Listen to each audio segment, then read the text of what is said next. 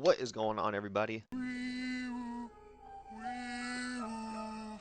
This is Nifuji here with another video. Surprise! In my last video I said I'm not making another one to the War Within, and I freaking lied.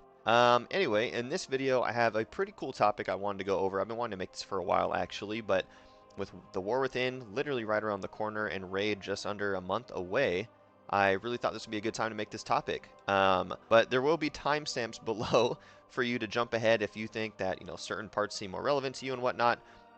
But really the main gist of what we're going to get over in this video, or go over in this video rather, is why are you panic healing? And I'm going to go over the definition to me of what panic healing is. I'm going to go over why it's bad.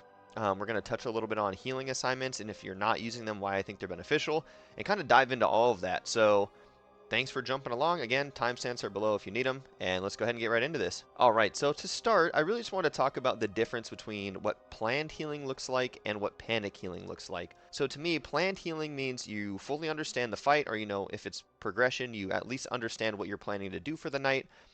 You know what incoming mechanics are and what that damage profile might look like.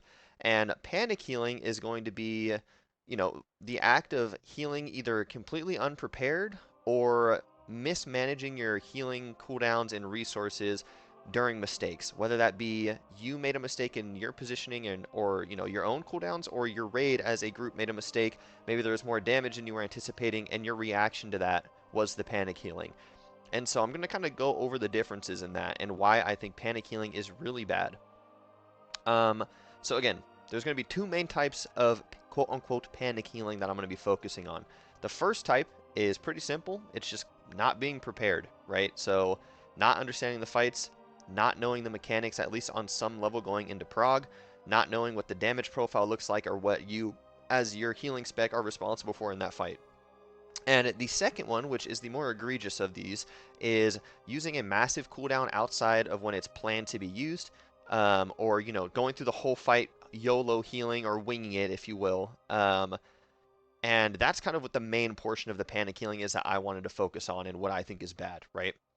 Now, that being said, not all panic healing is bad. Sometimes you're just going to be using a minor CD, for example, maybe Flourish for a Druid. Like, that's a good cooldown, but maybe you use it a little off of where you're supposed to. That's probably okay. Or maybe you're really close to killing a boss on a pull, and so you move your cooldowns up to keep the raid healthy enough to get into that kill. That type of stuff is typically fine.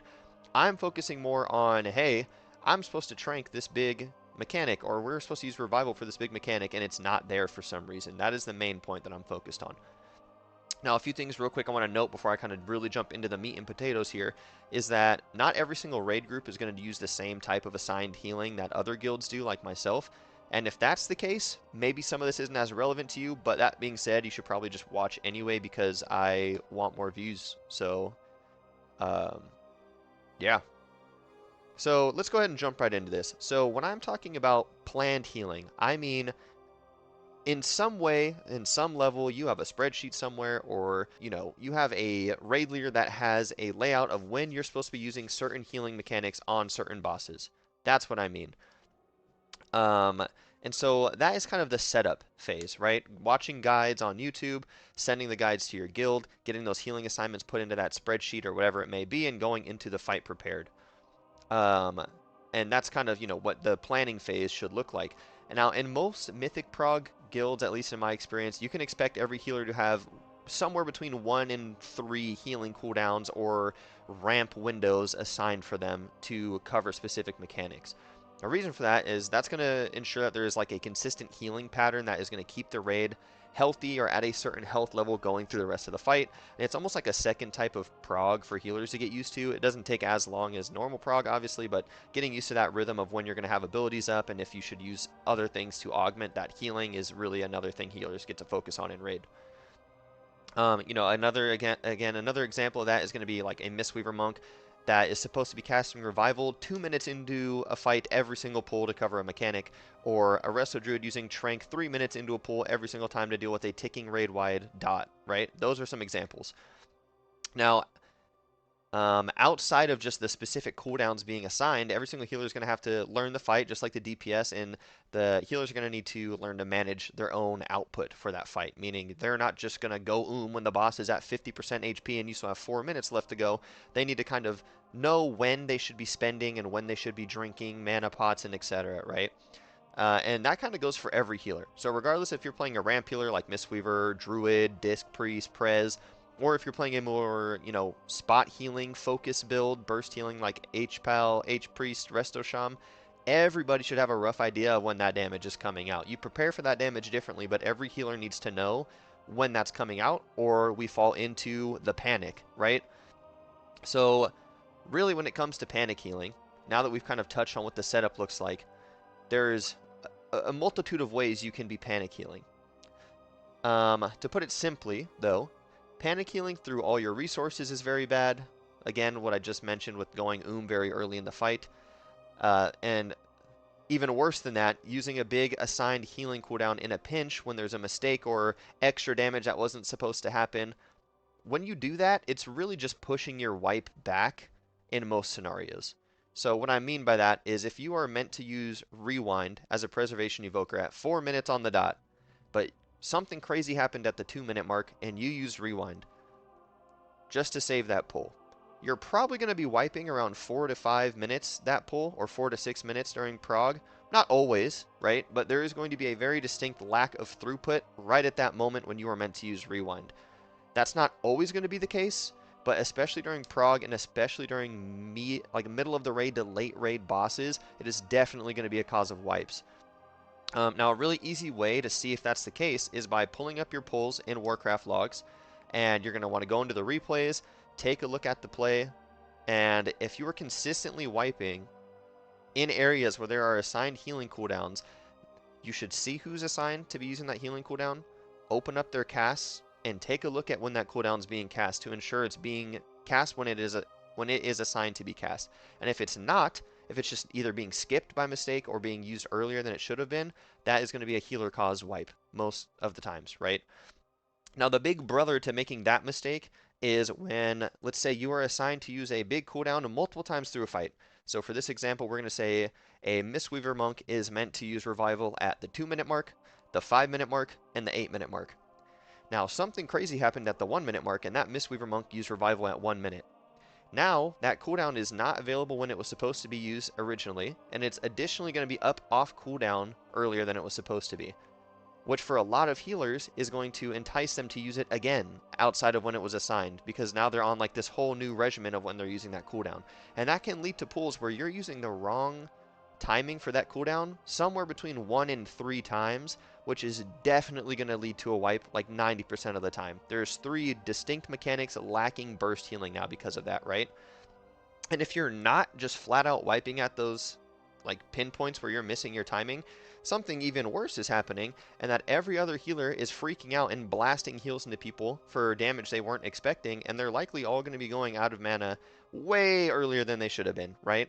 So especially early on pulls and early on in prog, when you're maybe only getting halfway through an encounter, you can really see that if mechanics are going off extra and people are panic healing out of nowhere. The boss is at 70, 60% health, right? And every single healer on your team is basically because they're just blasting panic heals through all the messed up mechanics.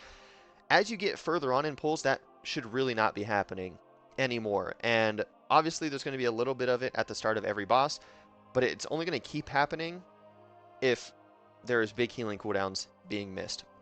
So obviously that was a lot of yapping. I kind of want to illustrate what I'm talking about with this awesome tool that I just found called Microsoft Paint. So let's say that this is your pull, right? Boop. Look at that beautiful timeline. This is at 0 minutes in, and this pull is meant to last somewhere around 10 minutes, right? Now, you're supposed to be using your cooldown here, here, and here. That's what you're supposed to do.